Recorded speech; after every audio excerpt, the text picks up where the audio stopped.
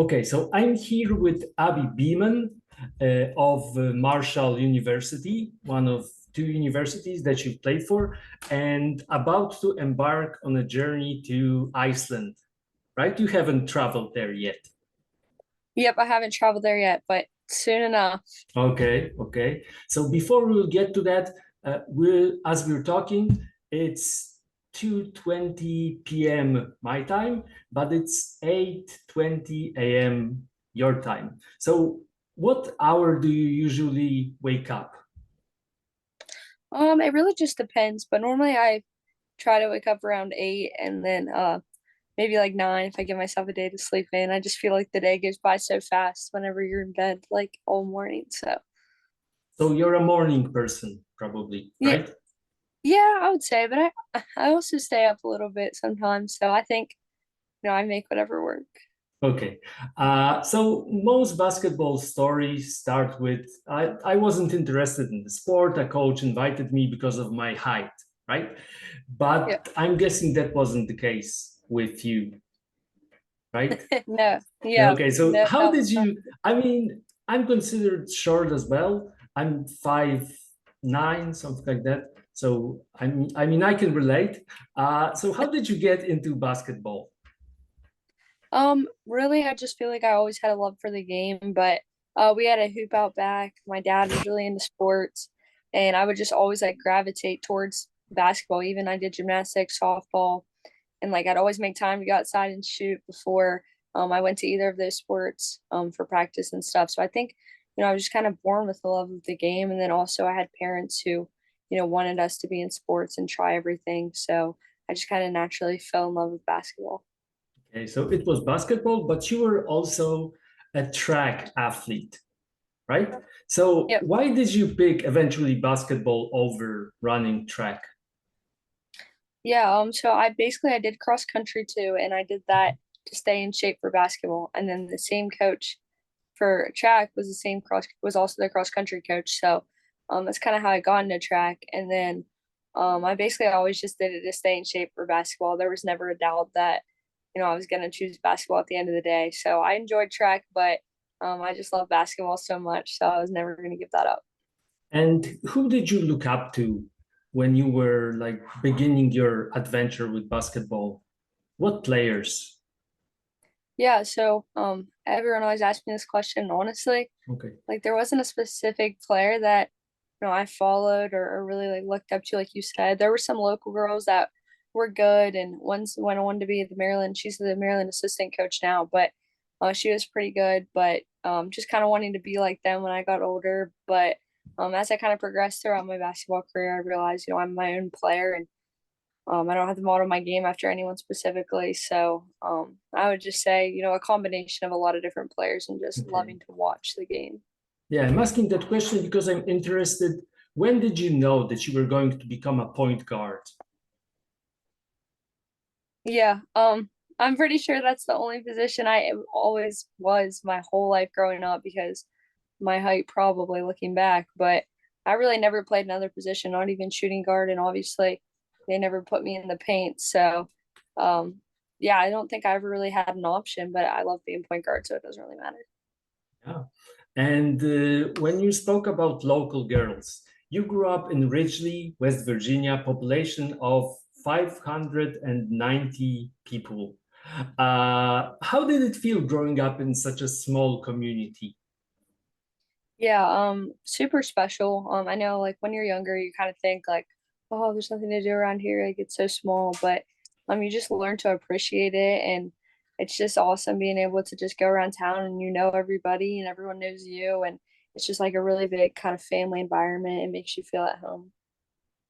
Yeah, and I would ask how it felt to leave West Virginia behind, but you've actually never left it behind. I mean, not yet, because you're about to Yeah, go to Iceland, right? So what is it right. about, yeah, so what is it about West Virginia that makes Abby Beeman feel at home?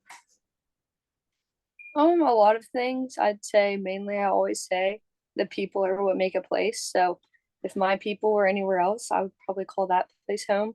But my family, my friends, everyone that I love, is here in West Virginia for the most part. So That makes it really special to me. It makes it something that's hard to leave behind. But I'm excited to go explore new things. But West Virginia, it means a lot to me.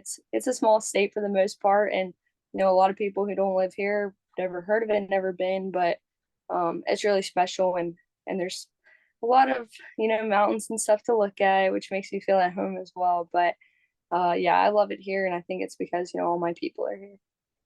And it also says on your Marshall bio that you picked the university precisely because you wanted to be close to your family. So that's probably also the Yeah. reason.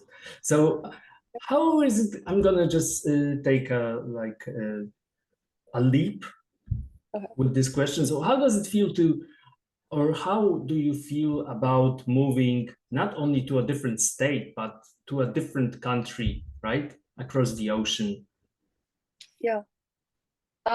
It's scary, but it's also really exciting and a cool opportunity for me. If I didn't love basketball, I wouldn't move, so far away from my family and the people that I do love. But yeah, I'm super blessed to have the opportunity, and I always try to look at the things that I do have and not the things that I don't have. And so I just kind of keep it all in perspective and look at the positive things and not the negative things. Sure.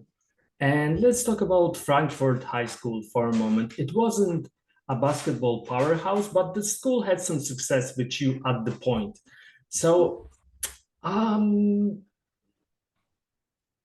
I don't want this question to sound like I'm like catering to your vanity or trying to present you as a vain person, but uh, I mean, how big of an impact did you make on that team? Because as a point guard, it's obviously you are at the center of everything, right? You're Yeah. distributing the ball, you're responsible for other things. Plus, you're apart from like assists, you're also a great rebounder, you're great at steals. So, how did you feel you have impacted that team? I think I had obviously a pretty big impact. Like you said, being point guard, you kind of have to carry that weight no matter what team you're on. But I just try to do my best and get everyone involved and also know whenever I need to step up and take over a game. So I just think that I also had a lot of talent around me and players that, were capable of doing scoring the ball, playing defense, all the things to help me out. So I think they made my job easy, but obviously, I work my butt off to make sure that whenever I'm put in a position to help my team out, that I deliver.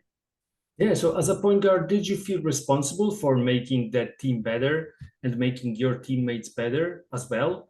Is it like one of the well, is it one of the like main occupations of a point guard is to make the teammates better? Because obviously, in order to have an assist, you need to have somebody to pass the ball to who is going to make that shot, right? So, Yes, uh, how much of a responsibility did you feel to get your teammates involved and just the team to get better?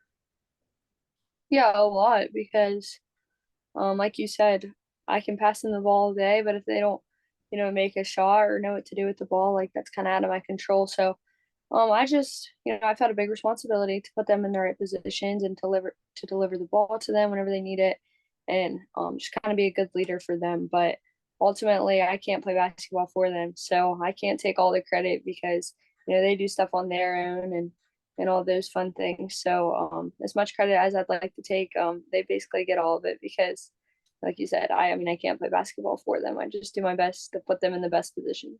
Yeah, but you also can take the blame, right, if they fail. So it's like a two-way street. And and was it in high school that you were already aware that assists and steals were going to be your bread and butter, um, or were you still a scorer first? no, I would say I've always passed the ball before I would shoot it, just because like kind of what we talked about last question. I just know to like everyone on the team has to be happy to have a good team, and a lot of people it feels good to score the ball. So, if they have an open shot, I'm gonna give it to them before I take one. But I would say not so much steals, but I always knew I was good at passing the ball and getting everyone involved, and my IQ is pretty high. So I would say I've had that from the beginning. And then steals is something that I kind of like noticed as I've went on and played, that like something I'm pretty good at. So I just try to be well rounded, honestly, not have a weakness in my game. So whatever that looks like. So if I need to pass the ball a lot one game, or if I need to shoot the ball a lot one game, it varies, and I'll do whatever is needed to win. Yeah, so you graduated from Frankfurt, right? And then you went to Shepherd, which is a D2 university. Do you think that your position when it came to recruitment was impacted by the fact that you played for this particular high school, which wasn't like a big powerhouse, and that was why you weren't heavily recruited? Uh, I would say it had something to do with it. Um, Because I we would know definitely there's say, certain bias against like smaller high schools that yeah, scouts assume that they can't evaluate players if they play for smaller schools because of like the competition, and yeah, just it's hard to see the talent in a different like environment. yeah. I would say that had something to do with it, but not the main thing, because I was playing against the girls in West Virginia and stuff that were getting recruited by Division 1 schools. So I would say like honestly the main thing is like AAU is huge, and I didn't play on like a big AAU team, just being from a small area. And that's where a lot of girls like get their exposure and stuff. I would also say my size had something to do with it. But yes, that's kind of how I ended up at Shepherd. Obviously, like you said, I wasn't super highly recruited, but just wanted to find a good fit for me and somewhere where I could step in and have the opportunity to play. Yeah, and how did the life of a D2 student differ from a life in D1 where you eventually moved? Yeah, it's actually, kind of a lot different.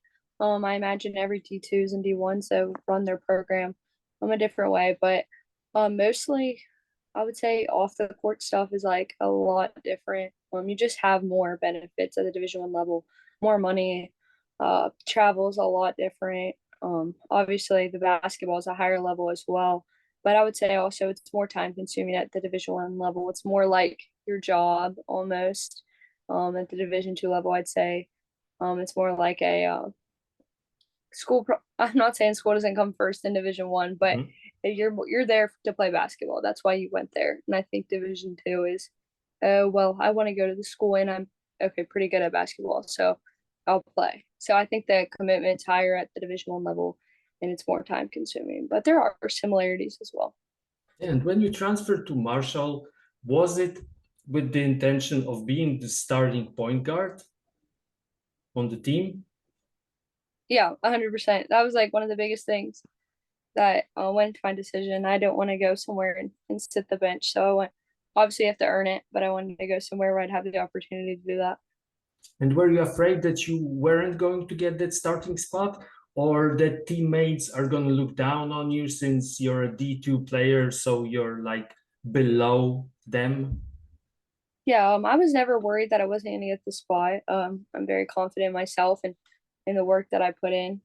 But as far as my teammates go, I think there was a little bit of, concern on my part, just not know, like I didn't know any of them yet. And then when I met them, then all that worry kind of went away because, I know the kind of people they are, and they never treated me any different than anybody else. And when you transferred to Marshall, right, your first season when you're able to play, 35.6 minutes per game. That's like a lot court time, right? Yeah. And how did you convince your teammates to trust you as a point guard? Because you also averaged almost 6 assists per game in your junior year. So how much time maybe did you spend to like make your teammates trust you? And how did you build that trust? So I'd say trust is earned, and that's not something I can walk in and demand. So I would say, being the hardest worker in the room, getting there early on time, staying after, and just kind of setting that example. And so that whenever I ask them as a point guard to do stuff, that it's not something that I don't do myself. And I would say just kind of setting an example. And I am kind of a quiet person, but I'd say I lead by example, and then just kind of doing the right thing and hoping they follow, and also you pointed out the assist numbers. Like I said, everyone likes to touch the ball. Everyone likes to put the ball in the basket. So just putting them in good positions and making sure they're all happy and getting kind of meeting their needs and what they need. So just doing the best I can in that way, and just hoping that by doing all those things that I would earn their trust. So you don't shout at teammates. You're not that sort of leader.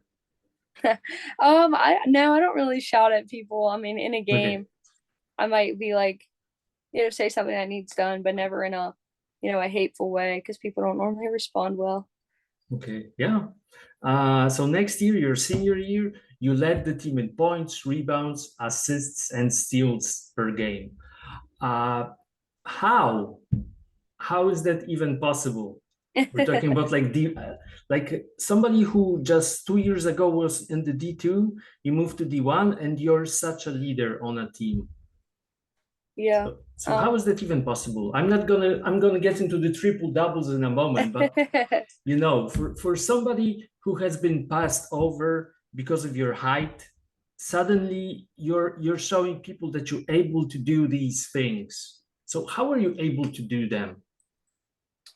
I would say, I think I do have a talent, a God-given talent, and then I would also say that, I've worked really hard for the things that I have. So, when people ask how do you get rebounds like this, because I'm so small, like it's really just, I have a love for the game, and if I want the ball, I'm gonna go get it. But I think I was put in good positions this year and in my previous years as well. But our playing style certainly helped me with my numbers and how they all went up. Pretty much every category, I think, except for minutes per game. And then, like I said, I really work every single day, and it's nice to reap the benefits of it occasionally. But you can't be surprised when the results happen, because you have put the work in. So that's kind of, how I think all that happened, how I led the team in all those categories. But certainly I've been put in good positions by my coaches and my teammates to help me get there. And you had two triple doubles, right? Last season, only two players in the NCAA that season had multiple games with triple doubles. You know who the other one was? Yeah, I think I do. Caitlin Yeah, Clark. yeah, Yeah. Caitlin Clark. So, any similarities between you guys when it comes to your game? Yeah, I love watching her, because I think, we kind of, especially with passing, I think we have, a similar IQ.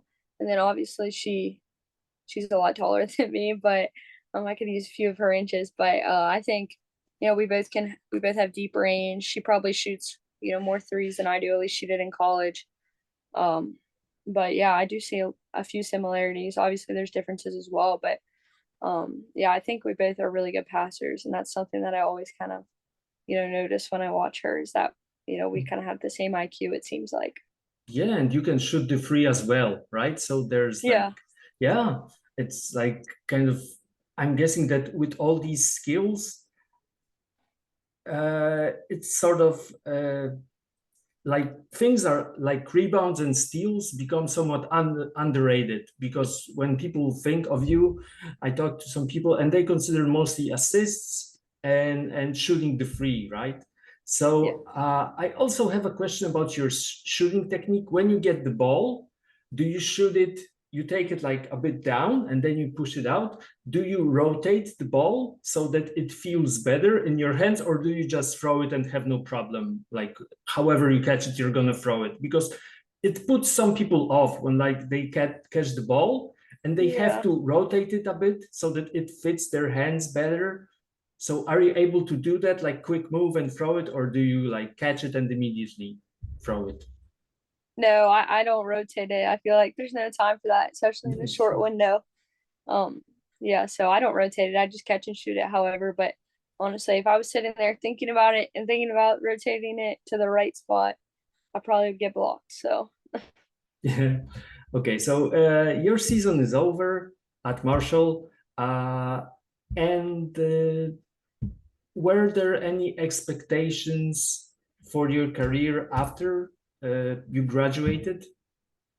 So were you like convinced that you were going to continue playing basketball no matter what, or did you consider different career options for yourself? um I never really considered a different option, but I did kind of bounce around the idea on if I wanted to keep playing or not. But only because I know I'd have to go far away. But my love for the game is obviously still there, and to leave my family, like it has to be a high level um, of love and passion to play basketball still. So I never really considered another option, but I did kind of briefly, very briefly, think about, am I going to play still or am I not? But definitely something worth trying. And like I said, like thousands of times already, I love basketball, so it's easy for me to just keep playing.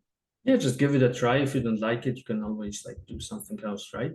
And Exactly. I forgot to ask you, what did you major in?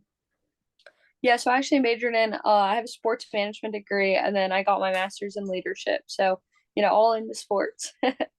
Yeah, yeah. So do you plan on coaching after you Yeah, finish yeah. your I want careers? to get into coaching. Definitely.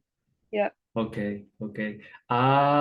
What do you know about Iceland so far? It's like one of the last things I want to ask you. Have Okay. you like began preparing? I've tried as much as you can through the internet, but I don't want to offend anyone with my knowledge of of the country, but uh yeah, I just know, some of their dishes, what they like to eat, the weather obviously.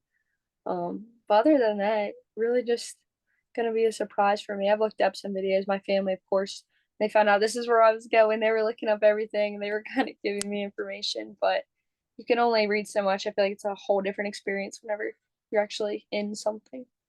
Yeah, it's interesting that apart from the climate, right, the geysers and mountains, which are going to be beautiful, Iceland is pretty small. So you're moving from a small town to a small country. It's interesting that Right. you're like taking these like small steps. You know Yeah. what I mean, right?